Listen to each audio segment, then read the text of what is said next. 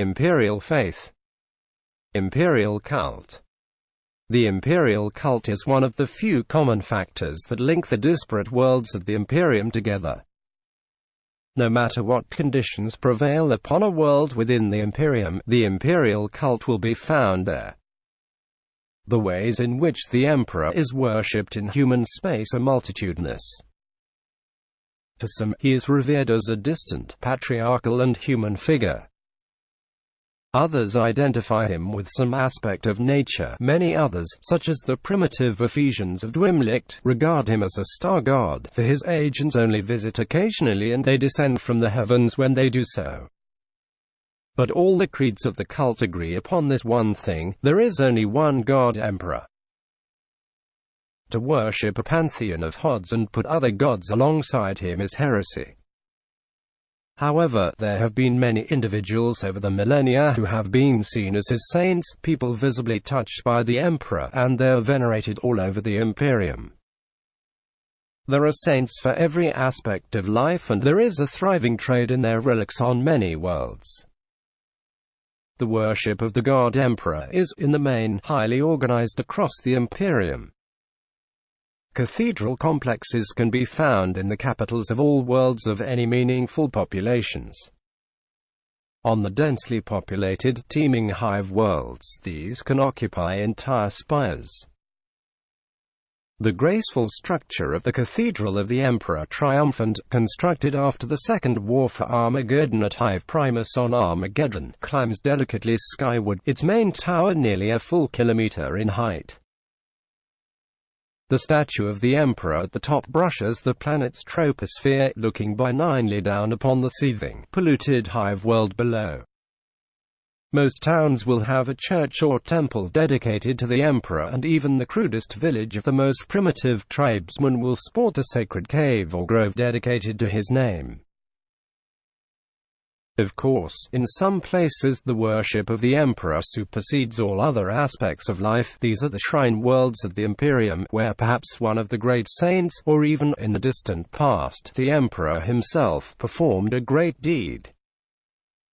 These planets can be one vast, religious complex, or huge cemetery worlds such as Grani Thor, where the wealthy spend vast fortunes bringing the dead scions of their families for burial, usually those who have perished in the service of the Emperor.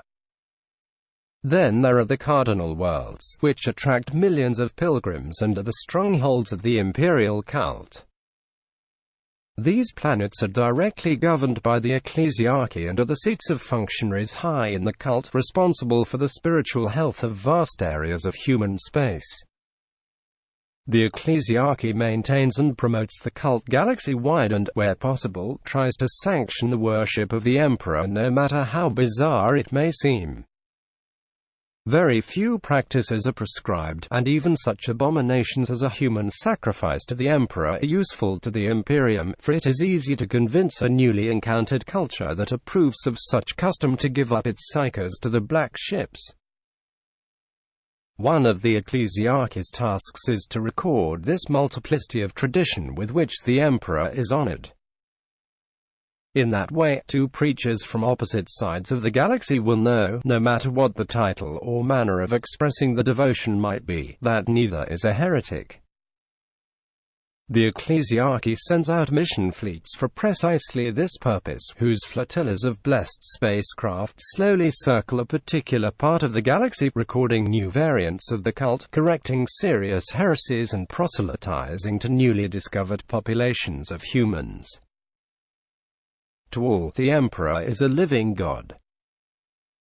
He may be tens of thousands of light years away, but that he exists, the inhabitants of the Imperium know, so faith is an easier thing in the 41st millennium than it has been at other times in human history. Some amongst the ecclesiarchy and Inquisition may argue that men should be more ardent in their devotion to him, but though some may be lax in their adulation and may blaspheme or heretically curse the master of mankind for their lot, it is nevertheless rare to meet a man who would dare to deny the Emperor's divinity.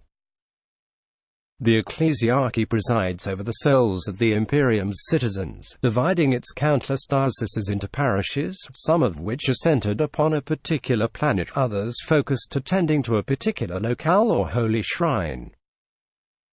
Each parish is ministered by a priest called a preacher, seeing to the well-being and purity of his flock's souls.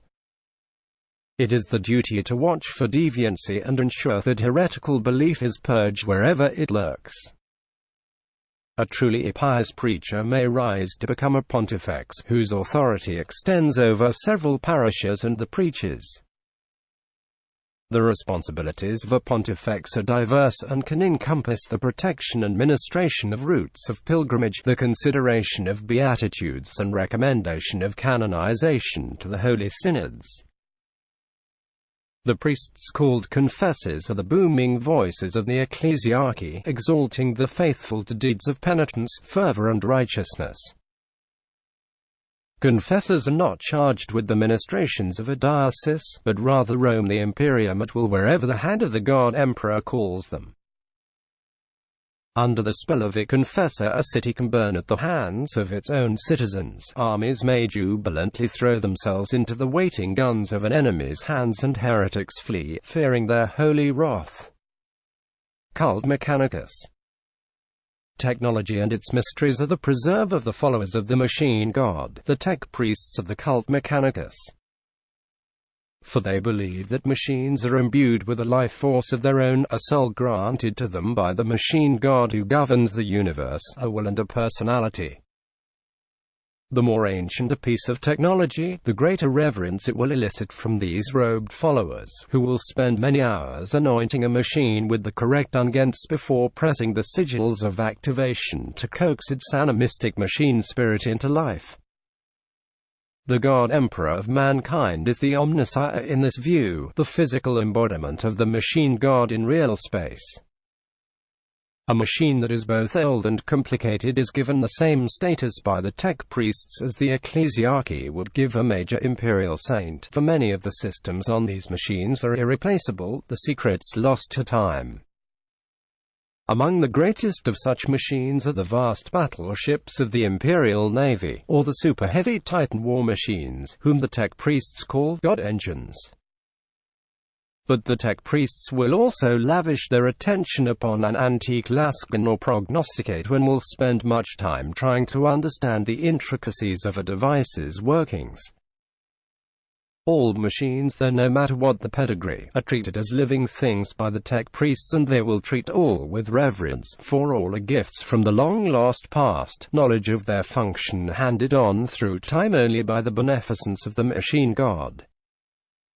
Woe betide any man who fails to treat his weapon with respect or hurls abuses at his desktop logicator within the range of the cybernetically enhanced senses of a tech priest.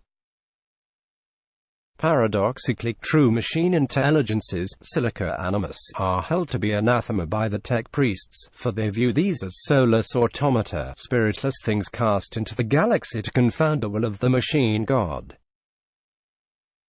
Shrouded in myth and legend, these abominations, the so-called men of iron, are rumored to have originated during the dark age of technology and to have caused immense damage to the interstellar human civilization that had existed before the age of strife brought it low.